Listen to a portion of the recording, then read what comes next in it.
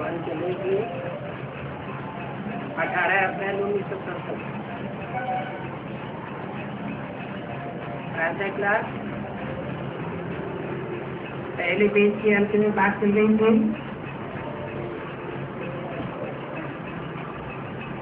चार भुजा माना प्रवृत्ति मार्ग और दो भुजा माना निवृत्ति मार्ग।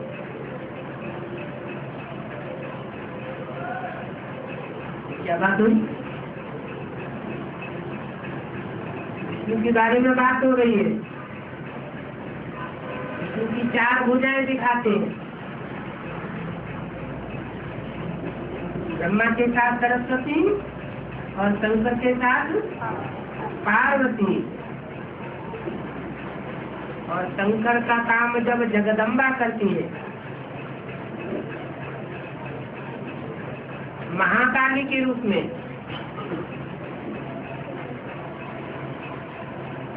तो पांचवी भुजा वो हो जाती है।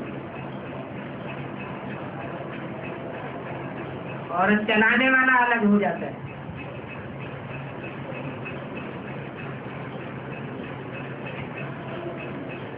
तो चलाने वाला एक और संचालित होने वाली भुजाएं चार, माने चार मददगार आत्मे। इसलिए बोला चार भुजा माना प्रवृत्ति मार्ग और दो भुजा है निवृत्ति मार्ग।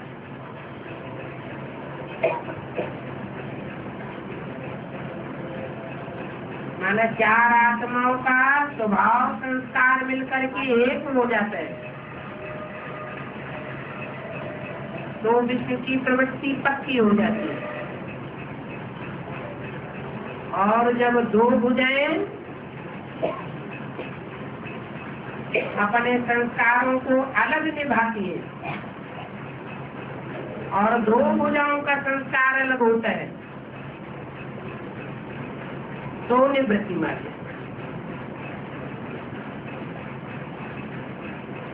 तो कौन सी दो भुजाएं निवृत्ति मार्ग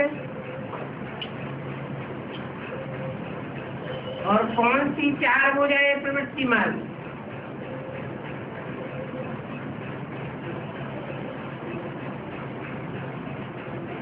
बाप ने प्रवृत्ति मार्ग का धर्म स्थापन किया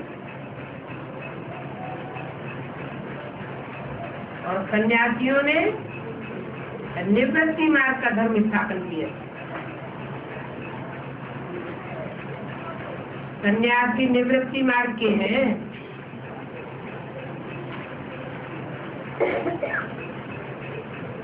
जो प्रवृत्ति मार्ग वाले हैं वो ही फिर पावन से पतित बनते हैं। इसलिए सृष्टि को थमाने के लिए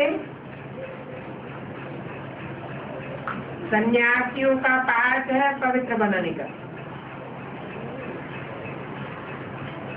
और वो सन्यासी भी लाखों करोड़ों की तादाद में होंगे।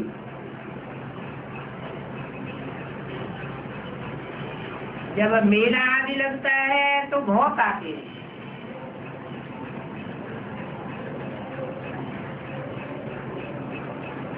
अठारह अप्रैल 1967 की वाणी का दूसरा पेज।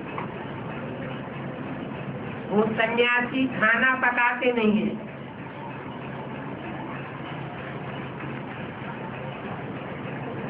पका पकाया खाते,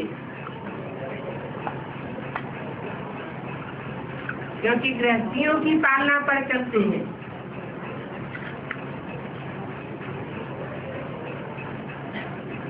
कर्म करने का संन्यास किया हुआ है।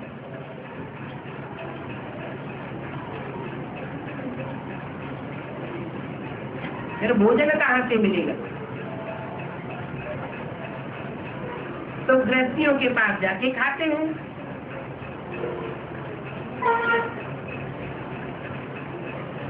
गृहस्थी लोग समझ लेते हैं ये भी हमारा दान होता है।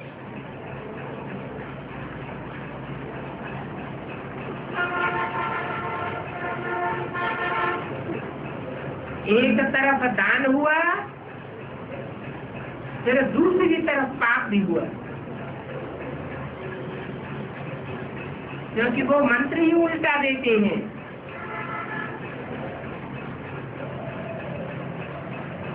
उल्टा मंत्र दे करके बेहद के बाप की ग्लानि कर देती है। इसलिए बाप कहते हैं जो भी गुरु आदि किए हुए हैं वो सब तुम्हारे शत्रु।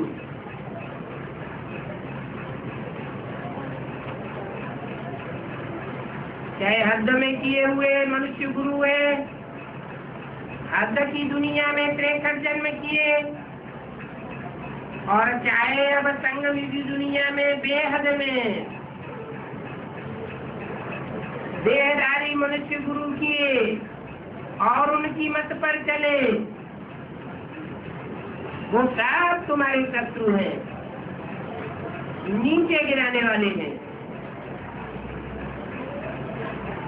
उनकी कहेंगे विनाश काले विपरीत बुद्धि।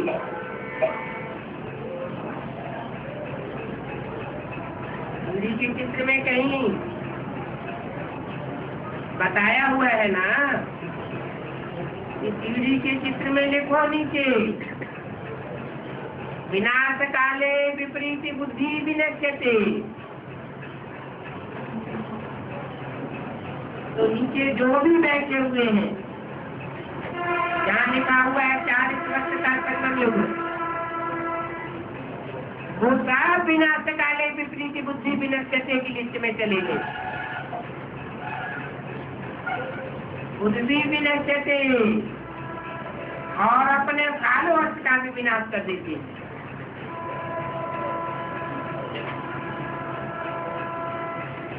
तुम भी ऐसे ही कहते थे, यह भी ऐसे ही कह देते थे विनाश काले विपरीत बुद्धि, परंतु समझते नहीं थे।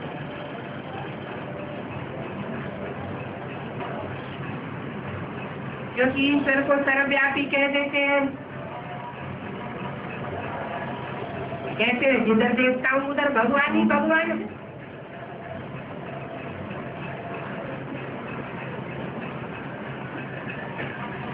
यह तो नारायण की पूजा करते थे।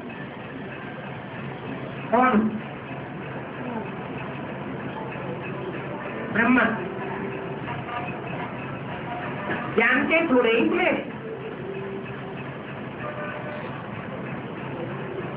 ये हम जिनकी पूजा करते हैं वो कौन है?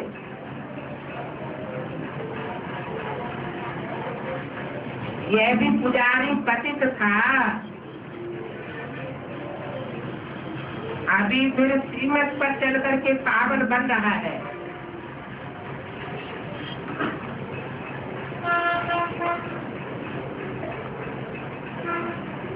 श्रीमत पर चल करके पावन बन रहा है या पावन बन चुका है? यह कौन? ब्रह्मा। पावन बन रहा है या पावन बन चुका है? वो चेले लोग तो ये समझते हैं कि हमारा गुरु पार निर्वाण गया।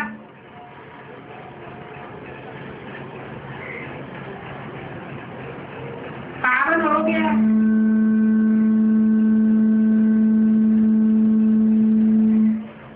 बाप कहते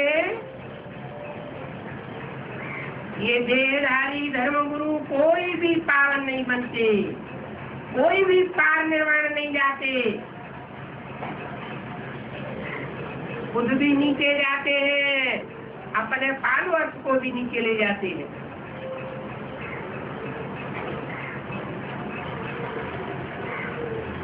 अभी तुम बच्चे बाप से वर्षा लेने का पुरुषार्थ करते हो,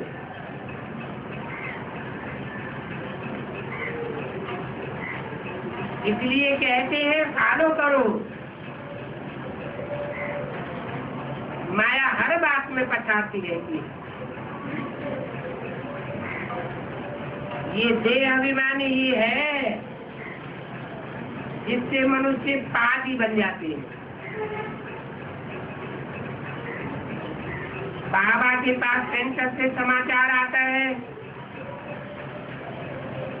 कि फलाने सेंटर पर आपस में बहुत लड़ते हैं। देह अभिमान है ना, बस गरीब हो साहूकार हो,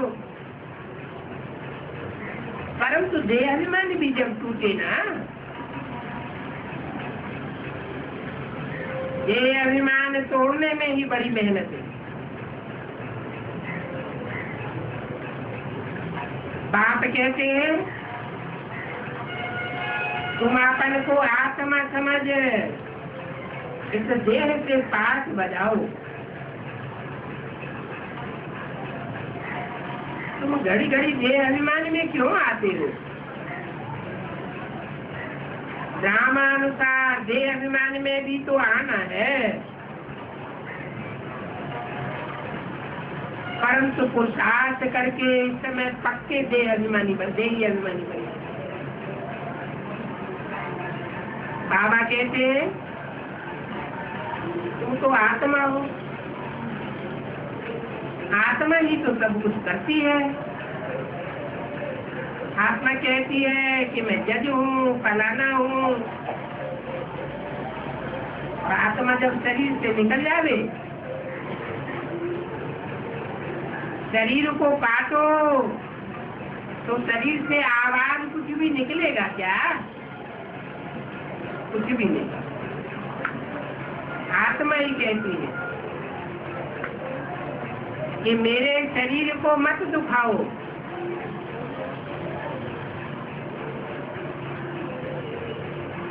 शरीर तो विनाशी है, परंतु आत्मा जब तक उसमें प्रवेश है तो सुख दुख का अनुभव करती है।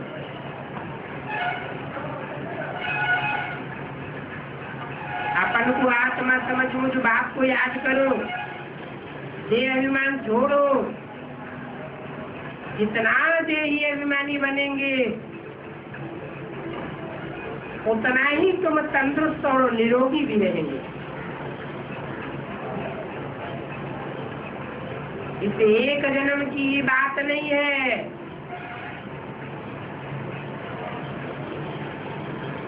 चौरासी जन्मों की बात है।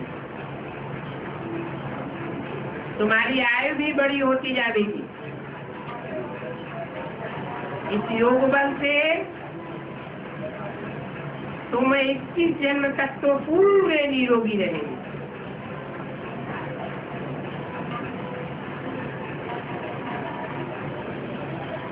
और जितना बढ़ेंगे उतना ही पद भी ऊंच मिलेगा।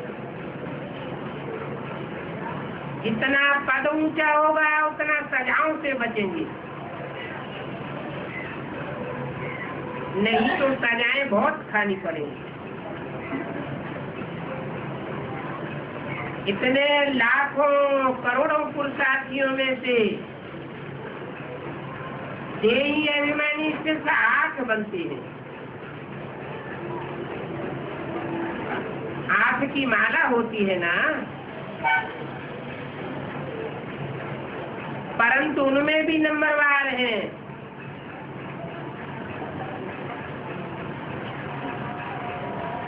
ऐसे नहीं कि 8 सजाए नहीं खाते हैं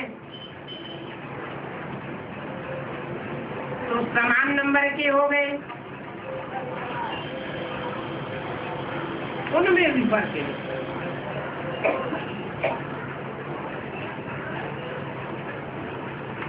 इतना देही अभिमानी बनना है तो पहले है 8,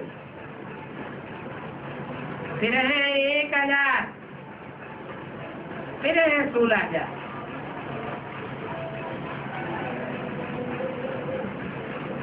स्कूल में भी ग्रेड होते हैं। कोई तो डाकिया बन पड़ेंगे,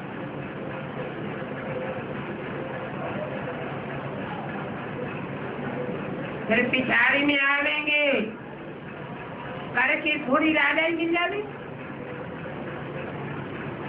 पिछाड़ी में माना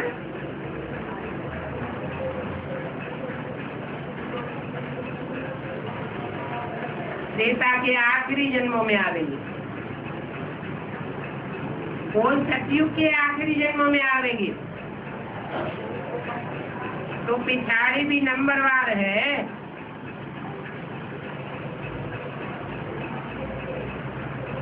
जो अंत में दास दासी बनेंगे उनकी तो बात मत पूछो। जो आज में एक जन्म राजाई लेते हैं और अंत में दास दासी बनते हैं,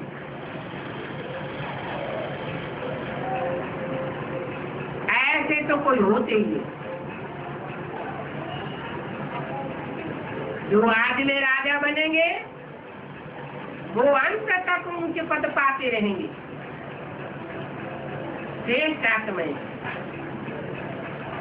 जो आज में दास दासी बनती है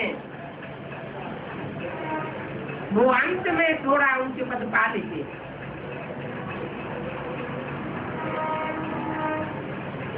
तो उनकी एक जन्म की राजाई और बाकी सब जन्म नौकर चाकर बनते रहेंगे। द्वापर में तो फिर होता है रावण राज्य। फिर कहेंगे देवताओं की प्रारब्ध पूरी हुई। और ये बातें कोई शास्त्रों में नहीं है। साधु संत गुरु आदि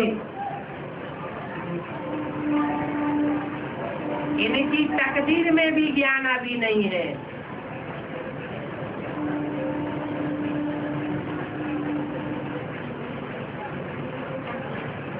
जब तक वो तुम्हारे कुल में ना आ जावे, अर्थात मुखवंशावली ब्राह्मण न बन जावे,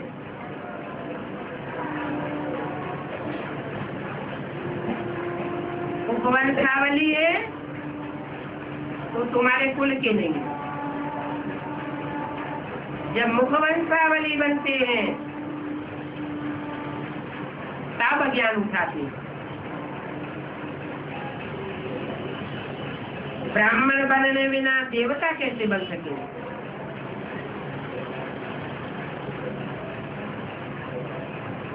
भले यहाँ ज्ञान लेने के लिए आते तो बहुत हैं। बाबा लिखते हैं अथवा कहते भी हैं, परंतु सिर्फ ऐसे ही कहने मात्र बाबा कह देते।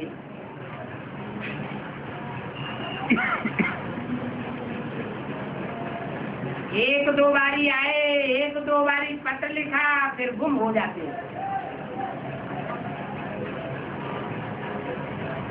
अंत में फिर वो भी आवेंगे तो, लेकिन प्रजापद पावेंगे, क्योंकि प्रजा तो बहुत बननी होती है। आगे चल करके जब बहुत सुख बरपा होगा तो बहुत करके इस ज्ञानी की ओर भागेंगे। आवाज हो जाएगा, क्या भगवान आया हुआ है। अभी क्या समझते हैं? अभी समझते हैं भगवान कब आया हुआ था, आकर के गीता ज्ञान सुना करके चला गया।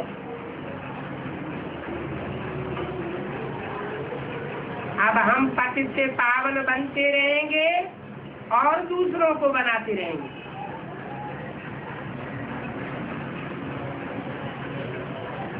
लेकिन जब विनाश होगा तो सबकी बुद्धि में बैठेगा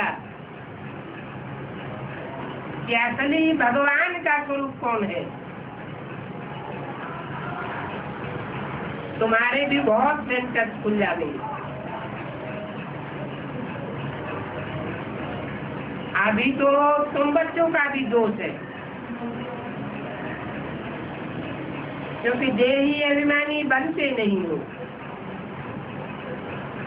घड़ी घड़ी माया देह अभिमानी बना देती है। बहुत देह अभिमानी।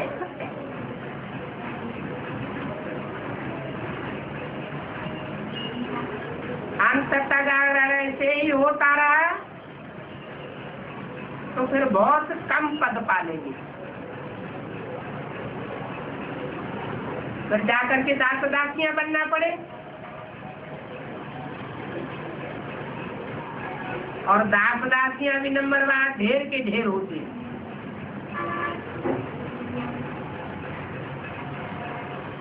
राजाओं को दास दासियां दहेज में मिलती है,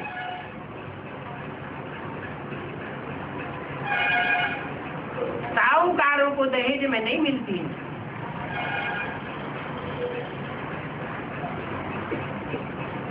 राजाएं बहुत दास दासियां दहेज में ले जाते हैं।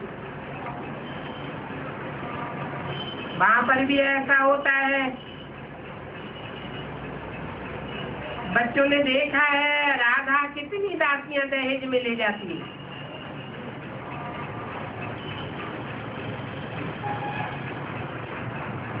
आगे चल करके तुमको साफ साक्षात्कार होते रहेंगे।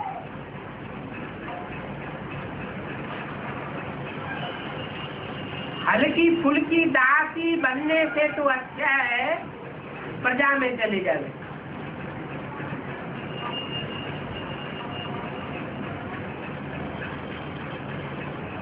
कोई बड़ी दासी बने तो भी ठीक है।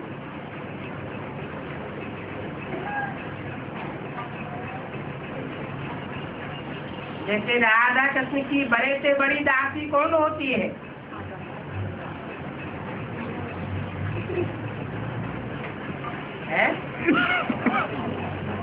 उनके माँ बाप ही बड़े से बड़ी दासी होती है। उनको हल्के फुल्की दासी नहीं कहेंगे।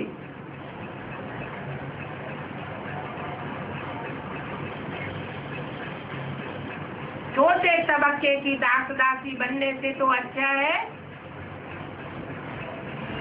प्रजाकुल में आ जावे, साहूकार बन जावे।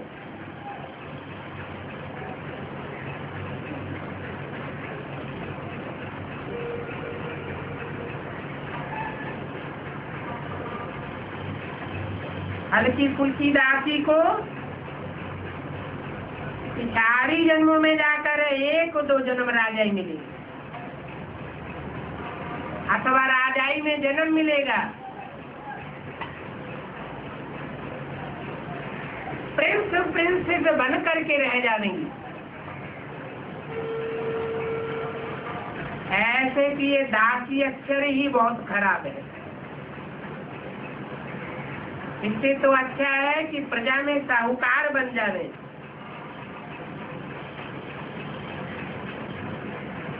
यहाँ तो देखो बाप का बनने से माया और ही खातिरी करती है।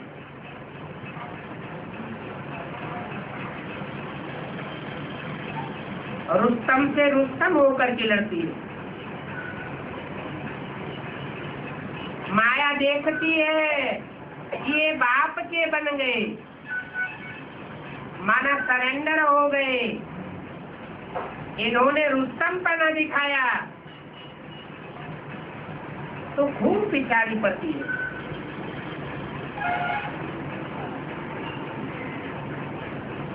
फिर बच्चों को दे अभिमान आ जाता है। जो बाबा से भी बेअदबी कर बैठते हैं।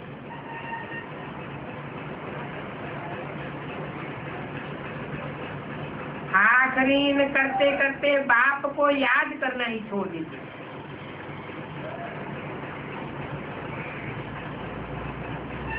कहीं जाते हैं तो कब बाबा को पत्र भी नहीं लिखते हैं।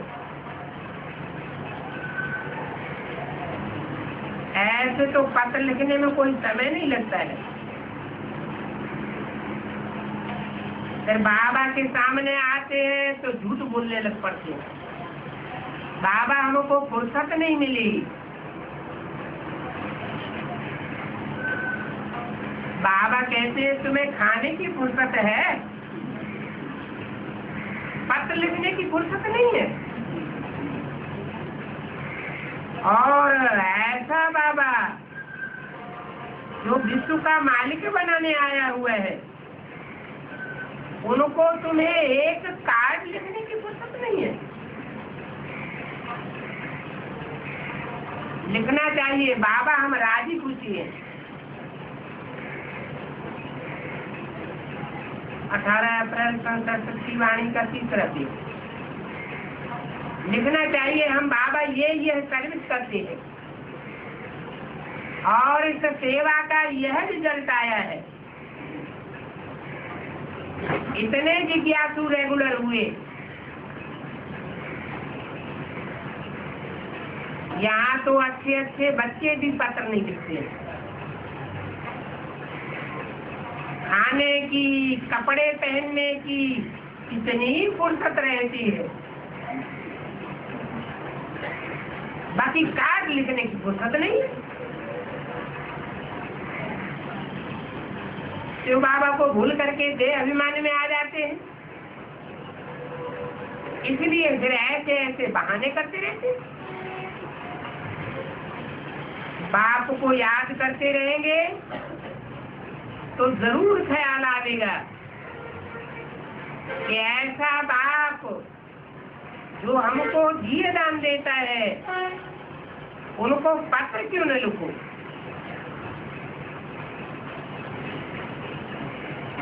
स्त्रियों का पति के साथ प्यार होता है,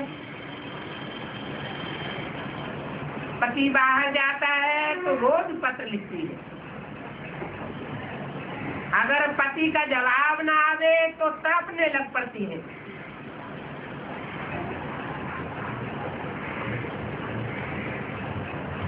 यहाँ तो बात मत कीजिए, माया एकदम नाक से पकड़ करके उड़ा देती।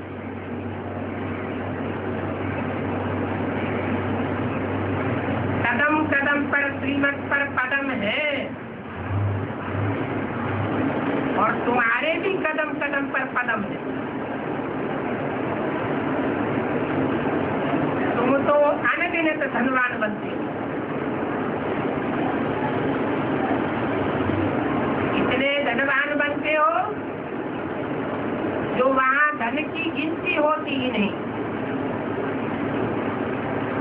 धन दौलत, खेती बाड़ी सब कुछ मिल जाती है। वहाँ पर तांबा पीतल आदि तो होता ही नहीं है। क्या होता है? हीरा मोती सोना चांदी ही होता है।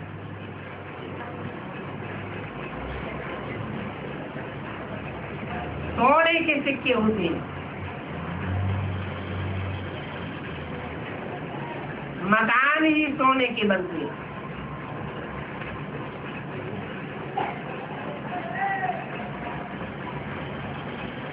जब मकान ही सोने के बनते हैं तो क्या नहीं होगा।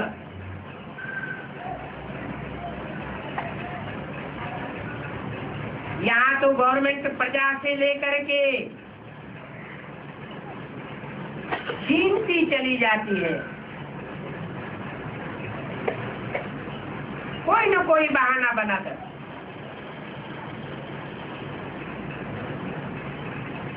परंतु समझते थोड़े ही है आसुरी बुद्धि कि गवर्नमेंट हमसे छीनती जाती है।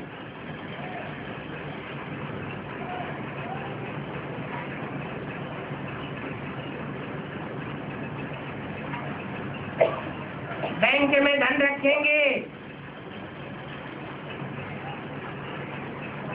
तो 3% 5% ब्याज देंगे और एक साल में महंगाई बढ़ेगी 10-15%। तो 100 रुपए की नोट की कीमत क्या रह जाएगी? 85 रुपया,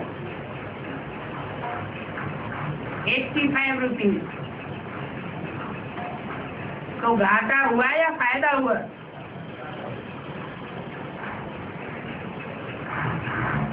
गवर्नमेंट प्रजा को हर साल घाटा मारती रहती है।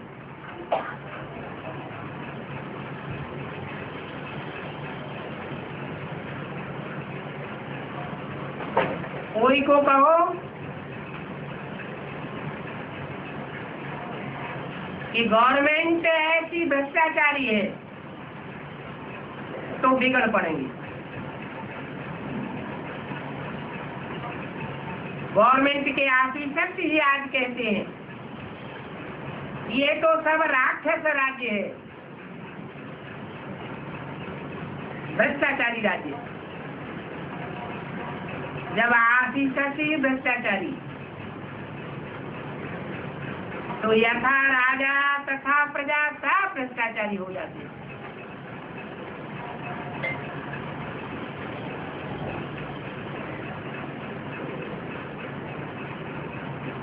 सतयुग में यथा राजा रानी तथा प्रजा सब भ्रष्टाचारी होते हैं। परंतु ये बातें मनुष्यों की बुद्धि में बैठती नहीं है, क्योंकि सब तमो प्रधान है। बिल्कुल ही जंगली जानवर हैं। बाप समझाते हैं कि पहले तुम भी ऐसे ही थे और यह भी ऐसा ही था।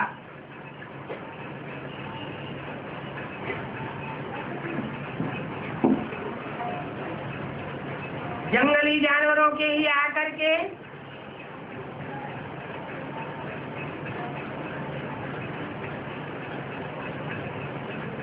ऐसे फिर देवता बन जाती है। बाप आकर के बनाते हैं।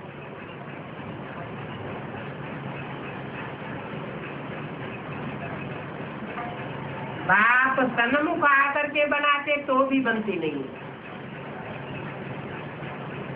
आपस में ही लड़ते झगड़ते रहते। समझेंगे मैं पहलवान हूँ, मैं ऐसा हूँ, ये थोड़े ही समझते हैं कि हम दो जग में पड़े हैं, नरकवासी है। रौरव नरक में पड़े हुए हैं, एक दूसरे को काटते पीटते रहते। ये भी तुम बच्चे जानते हो नंबरवार पुरुषार्थ अनुसार कि बिल्कुल ही जंगली जानवर है।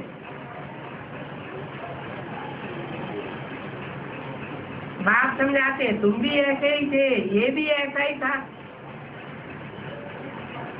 ऐसे जंगली जानवरों को आकर के अब ऐसा देवता बनाता।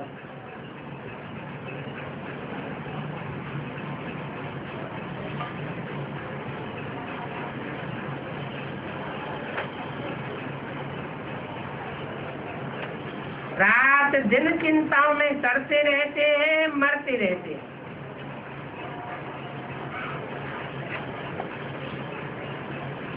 आप सामान बनाने की सर्विस ही नहीं करते।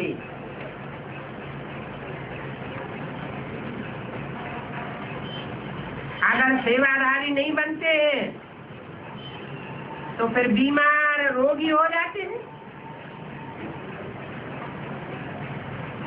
कोई न कोई तरीके से कर्म बंधन तो काटेंगे ना। अभी बाप कहते हैं और कोई की बातें मत सुनो, मेरी ही बात सुनो और मुझे ही याद करो। अगर दूसरे कोई को याद किया, दूसरे कोई से सुना तो बेविचारी याद हो जाएगी, बेविचारी ज्ञान हो जाएगी।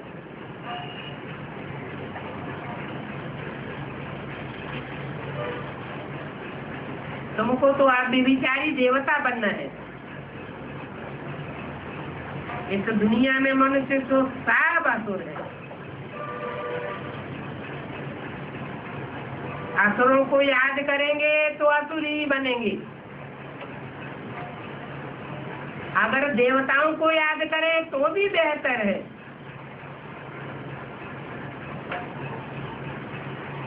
इन आज के मनुष्यों को याद करने से तो कोई फायदा नहीं होगा। ये मनुष्य गुरु आदि सब पतित हैं।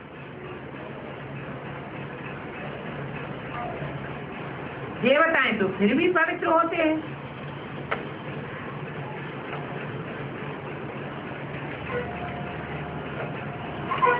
त्रिमूर्ति में मनुष्य गुरु कौन है और देवताएं कौन है?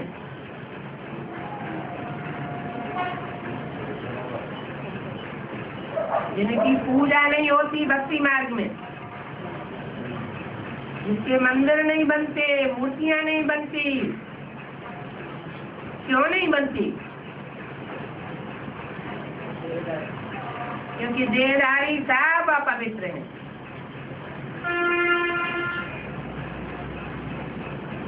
ब्रह्मा का एक भी फोटो ऐसा नहीं है जो निराकारी स्टेज वाला हो।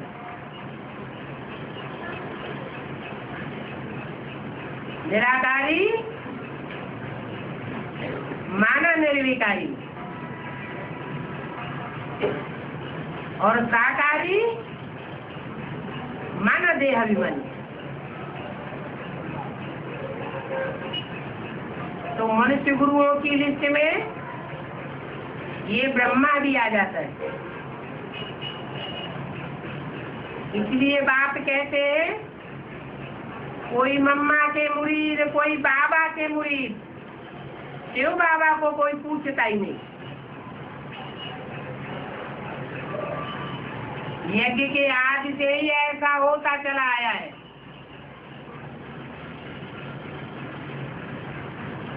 देहधारियों के मुरीद बनते बनते गिरते ही चले आते हैं।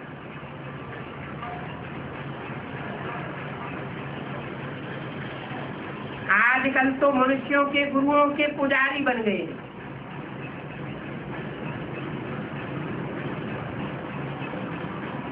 गुरु का लॉकेट पहनते रहते हैं।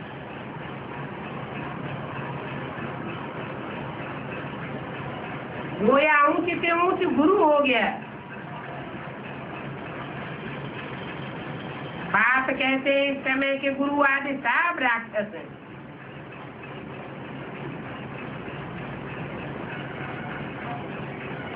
ये बाप से ही बेमुख कर देते हैं।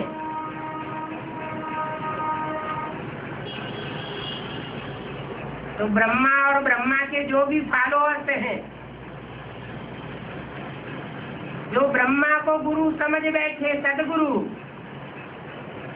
और खुद भी उनके शरीर छोड़ने के बाद गुरु की लिस्ट में आ जाते हैं, वो सब राक्षस संप्रदाय हो गए। क्यों?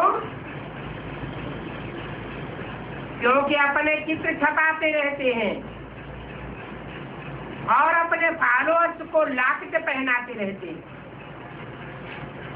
बड़े बड़े पोस्टर्स छपाते हैं। उन पोस्टर्स में अपन को त्रिमूर्ति से साबित करते हैं। शिवो हम कह के बैठ जाते हैं और जो असली बात है उसे बेमुख कर देते हैं।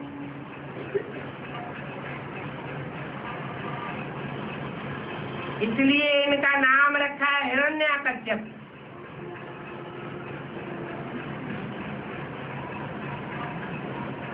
जो सच्ची सच्ची सोने जैसी आत्माएं हैं, उनके काष्य अर्थात तेज को पीने वाले हैं, योग बल को हरण करने वाले हैं। इसलिए गाया जाता है गुरु जिनके अनले चेले सत्यानाश। सब तमो प्रधान बन गए। जब तमो प्रधान बनते हैं तो बाप को गाली देते हैं। कितनी गालियां देते हैं। बाप कहते हैं जब जब मैं आता हूँ तब तब तुम मुझे गाली देते रहते हो। भक्ति मार्ग में तो कितनी गालियां दी। कहते सच्च अवतार, मत्स्य अवतार, परंतु मैं तो कहता हूँ कि मैं तो मनुष्य तन में ही आता हूँ। मैं मनुष्य ही बनता हूँ, फिर भी कच्छ मच्छ अवतार कह देती है। उन कच्छ मच्छ की तुम टांग छोड़ते ही नहीं हो।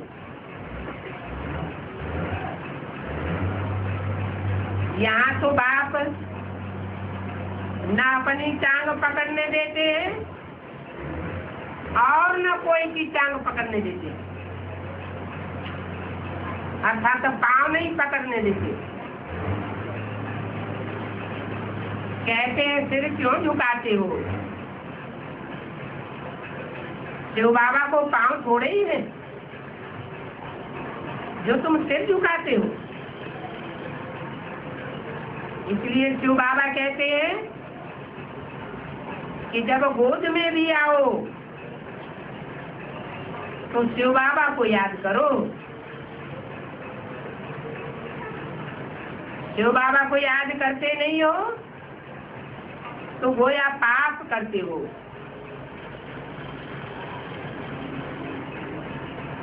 और जब पवित्र बन जाएंगे,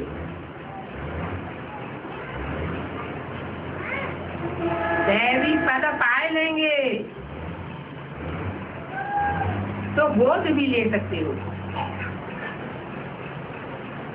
अभी पतित हो तो गोया मेहतर हो।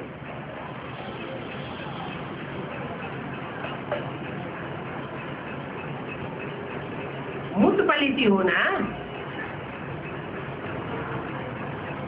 तो फिर बाबा कहते हैं मेरे शरीर को टच भी नहीं करो। पहले तो पवित्र बनने की प्रतिज्ञा करो।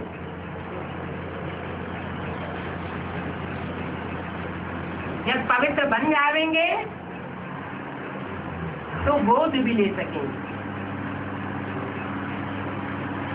क्यों?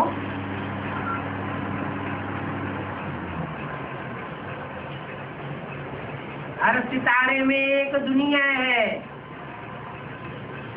आत्मा रूपी सितारों में एक एक दुनिया बची हुई है। परंतु जब सितारा सितारा रूप बने, संपन्न आत्मा बने, तो अपने परिवार को देख सकेगी। अपन को बाप समान बीज रूप आत्मा अपने परिवार को गोद में ले सकती है।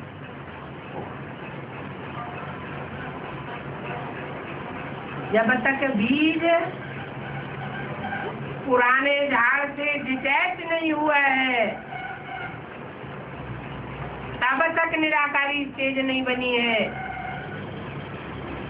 और निराकारी स्टेज जब तक नहीं बनी है, तब तक निर्विकारी नहीं कहा जा सकता। विकारी है तो विकारी के संग लगने से विकारी ही बनते रहेंगे। निराकारी है, निर्विकारी है, तो उनके संग से उनका पूरा परिवार सात्विक बन जाएगा। तो पहले तो पवित्र बनने की प्रतिज्ञा करो, फिर गोद में ले सकते हो। तो भी शिव बाबा को याद करके लेना है। शिव बाबा हम इसमें आपको समझ करके बाकी पहनते। इन बातों की समझ चाहिए, बहुत परहेज है। इन बातों को बहुत मुश्किल कोई समझते हैं। इतनी बुद्धि नहीं है कि बाप के साथ कैसे चला जाए। इन बातों में तो बड़ी मेहनत है। माला का दाना बनना कोई मासी का घर थोड़ा ही है।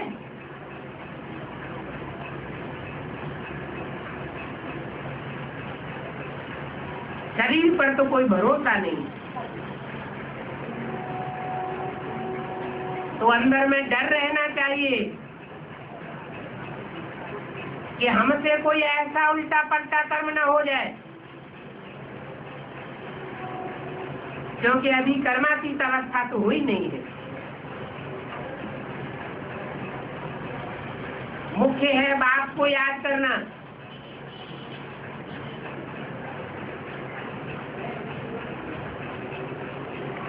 अभी तुम निरंतर बाप को याद ही नहीं कर सकते हो। बाबा की सर्विस, बाप की याद लगातार करनी चाहिए। बाबा रोज कहते हैं पोता मिल निकालो। आज हमने कितनों को समझाया, कितनों का कल्याण किया, कितना याद किया। कल्याण के लिए बाबा कितना समझाते रहते हैं। कल्याणकारी बाप के बच्चे बनेंगे तो दूसरों के कल्याण की ताक लगी रहनी चाहिए। सब कल्याणकारी बाप के कल्याणकारी बच्चे बन सकेंगे। नहीं तो बाद वाली डिनाइस्टीज में आना पड़ेगा। बाप विश्व कल्याणकारी है। उनका नाम ही क्या है? सेवा। सेवा अर्थात कल्याणकारी। तो बाप के बच्चे भी विश्व कल्याणकारी होना चाहिए। कोई का कल्याण करे और कोई का कल्याण करे, उनको फिर विश्व कल्याणकारी नहीं कहेंगे। सबके प्रति कल्याण की भावना। इसलिए बोला कि 84 जन्मों में भी जो पहली डिनाइस्टी है उसमें जो प्रजा है उसको प्रजा की भी कोई खास विशेषता होती है जो और जन्मों की प्रजा में वो विशेषता नहीं होती है। वो विश्व पिता के बच्चे होते हैं। विश्व पिता वसुधैव कुटुंबकम वाला है। ये हिंदू है, ये मुसलमान है, ये सिख है, ये ईसाई है, ये दृष्टि ही खलास हो जाती है। ये दैहिक दृष्टि है। आत्मिक दृष्टि जब बनती है तो सबका कल्याण करना चाहती है। जो भी सन्मुख आए उसका कल्याण करना है। कल्याण के लिए बाबा कितना समझाते रहते हैं। कोई का कल्याण नहीं करना है। सब प्रकार की परहेज चाहिए। जांच करनी चाहिए कि हमारा खान पान तो ऐसा नहीं है जिससे हमारी बुद्धि भ्रष्ट हो जाए। हमारी बुद्धि भ्रष्ट होगी तो अपना भी कल्याण करेंगे और दूसरा का भी कल्याण करेंगे। मैं कहीं हबसी तो नहीं बन गया हूं।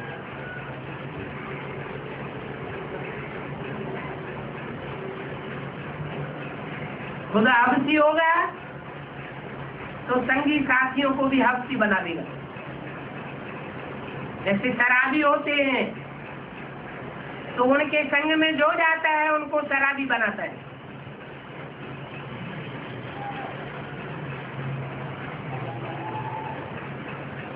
माया चक्र लगा करके उल्टा सुल्टा काम कराती रहती है। तो माया से अपन को बचाना है।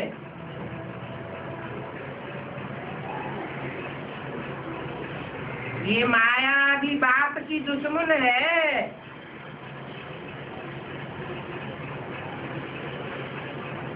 बाप के बच्चों को बेमुख करती रहती है।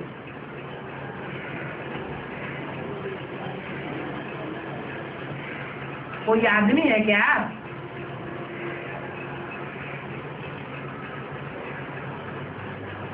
माया का पर्सनिफिकेशन हुआ है क्या? नहीं, माया रावण का पर्सनिफिकेशन नहीं हुआ, कोई पर्सन नहीं है, व्यक्ति नहीं है। अगर माया रावण कोई व्यक्ति नहीं है तो उसका चित्र कैसे बनाया गया? चित्र तो उन्हों के ही बनाए जाते हैं जो कोई चरित्र करते हैं। अगर माया रावण ने कोई चरित्र नहीं किया तो रामलीला में उसका चित्र कैसे बनाते हैं?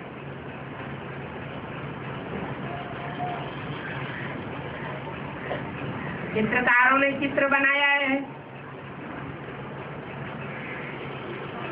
भावना के अतिरेक में रह करके कार्य किया है, तो उनके चरित्र का चित्रण किया है चित्रों में। वो माया रावण भी अपना संगठन बनाए लेता है।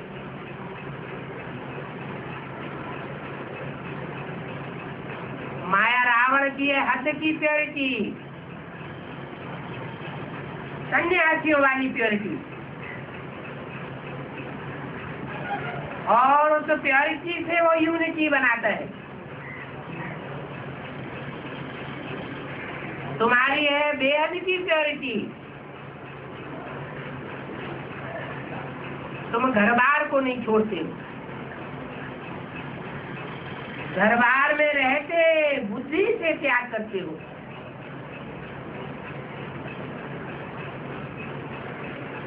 तुम कोई बाल बच्चों को दुख नहीं देते हो, वो तो स्त्री बाल बच्चों को दुखी बना करके आर्फण बना के छोड़ जाते हैं और दूसरों को उपदेश देते हैं। तुम्हारा तो बेहद का संन्यास है, उनका तो हद का संन्यास है। इसलिए कलयुग के अंत में इस दुनिया को मायावी पंप एंड शो के द्वारा थोड़े समय के लिए स्वर्ग जैसा बना करके दिखाते हैं। वो दुनिया स्वर्ग बनती नहीं है, ऐसा दिखाते हैं कि हमने दुनिया को ऊंची ऊंची महलमानियों अटारियों वाला स्वर्ग बनाया। इन बातों की भी शूटिंग ब्राह्मणों की दुनिया में होती है।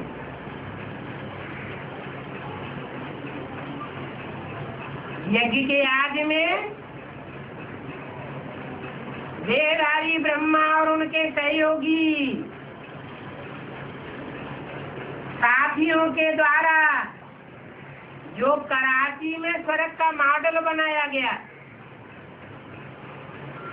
वो अल्पकाल की सिद्धि हुई या सदाकाल की सिद्धि हुई? अल्पकाल का मॉडल बनाया गया।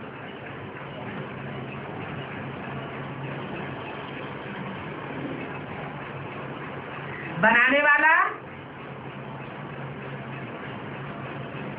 ओरिजिनल ब्रह्मा था या कार्यवाहक ब्रह्मा था? ओरिजिनल था।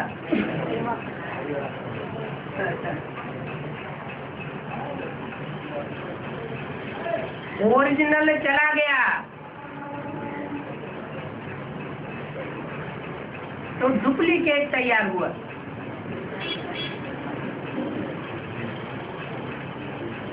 डुप्लीकेट स्वर्ग बना।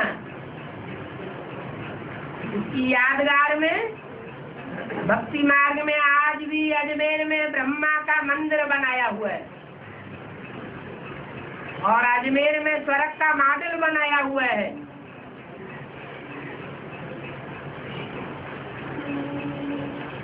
वहाँ मंदिर में पब्लिक जाकर के ब्रह्मा की पूजा नहीं करती, वहाँ के पंडे पुजारी ही पूजा करते हैं। कहाँ की यादगार है?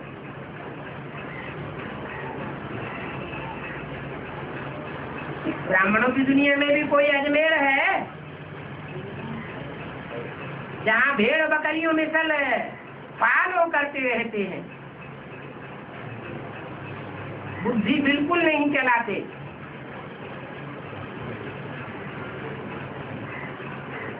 एक के पीछे एक चलते चले जाते हैं।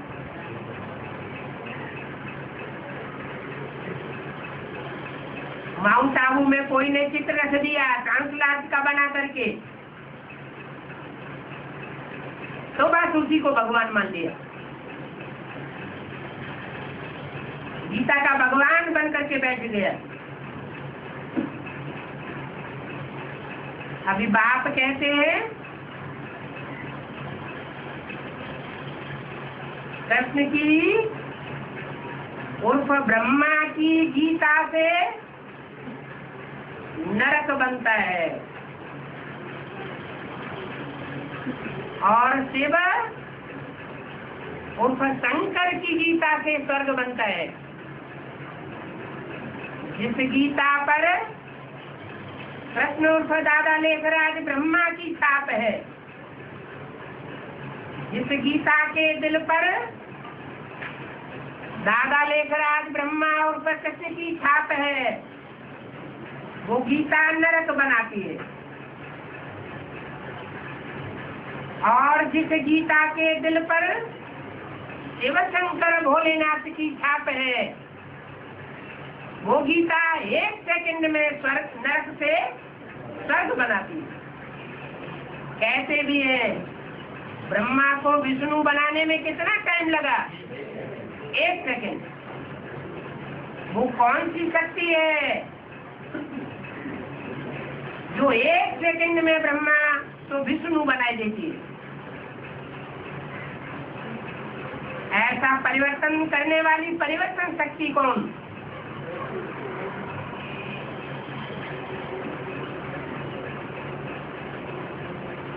कहते हैं शहद की मक्खियों की एक रानी होती है,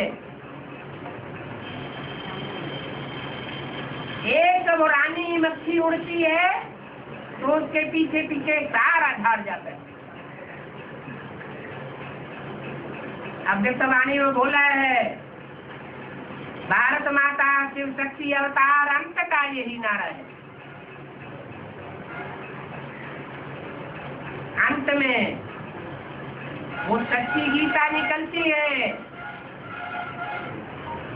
और 1 सेकंड में नरक को स्वर्ग बनाई देती है। जो भी ब्रह्मा नाम के नामधारी हैं, 4 या 5, 1 सेकंड में ब्रह्मा तो विष्णु बन जाते।